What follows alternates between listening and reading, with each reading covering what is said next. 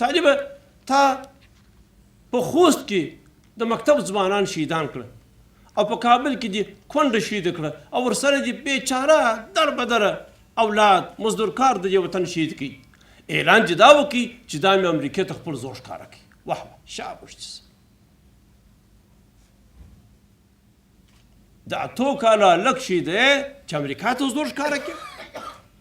د افغانستان مسلمان بچی د اتو کاله وژني چې امریکا ته زور ښکاره کړي د افغانستان کونډه وژني پر لارې په پښو روانه غریبه چپلکې په پښو پوړنۍ څیرې در بدره د کلو درجېدلې ځورېدلې میړه شهید دا په بم شهیده کې چې امریکې ته زور ښکاره کړي نه دا د امریکې ته زور ښکاره نه کړي دا د خدمت ورته وکړي